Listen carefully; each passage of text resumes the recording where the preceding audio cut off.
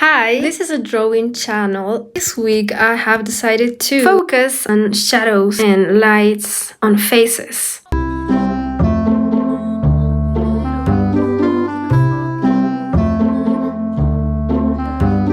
This was my first reference and this was my first attempt. After, I just continued with the same reference and I'm going to show you all the sketches I did. Often I tended to forget about the lights and the shadows and the volume, and I tended to focus on the lines instead, which was not the point actually, but line-wise speaking, I think I did a good effort on drawing the lips, because this is a 3/4 position face and the lips get farther away, like half of the face gets farther away from my point of view. You know what I mean? The lips get progressively farther away from me, so they have a particular shape, and I think I did a good effort at observing that. Anyways, in my next reference, I try to focus more on shadows and lights. And something that helped me a lot was to make a background that was less bright than the paper. That helped me to focus in my reference on the lights and the shadows to figure out better how bright they are, how dark they are.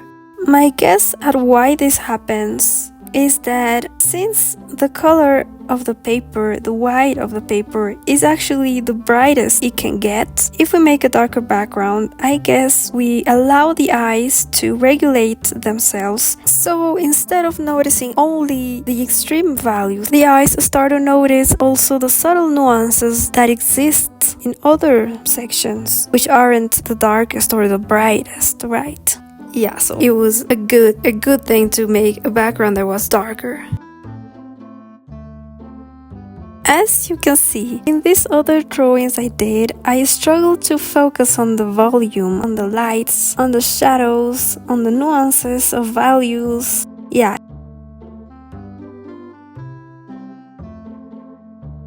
Anyways, after this, I grabbed this reference and I did many drawings of it. Let's look at each one of them.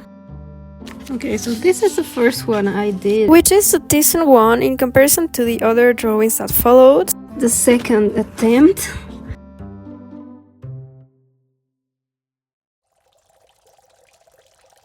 The third attempt. I said I was going to focus on lights and shadows, but unfortunately I have this issue first, the perspective of the face. So how could I start to focus on lights and shadows if I'm not satisfied with the drawing? So let's talk about this for a second. When we see something in such an angle, like in here, this face over this cup of tea, well, the elements get like crushed. They appear closer to one another, like the space between the elements gets reduced, gets less big. So this is what I didn't do in my drawing. I did the elements as separated as if it was a straight on face, you know, that is just in front of me, when actually my point of view is lower, is in a low position. So the elements of the face get squashed, like get compressed, as if there were less space between the elements, you know? So that was my mistake here. Anyways, the next drawing turned out pretty decent, but not the next one. Never mind, just keep practicing. Right. Going back to the shadows and lights, I kept practicing with different references.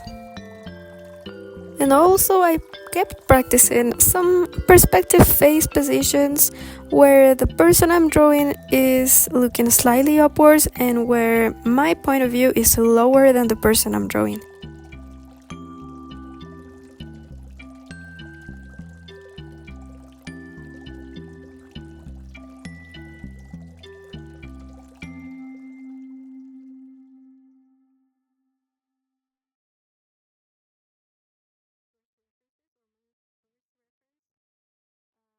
The point of doing all these studies was to understand better this position. I definitely understood better.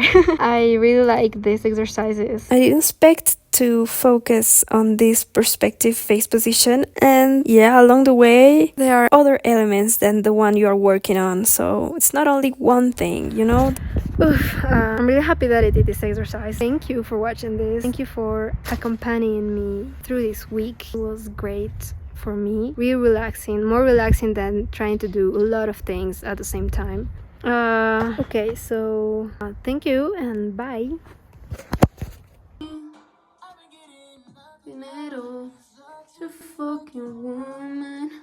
Well, I am pretty happy because I think I am doing progress. I didn't think I was going to be able to do this. Obviously, it's not like super amazing, wow, like mind blowing stuff, but for me it is. That's all I wanted to say.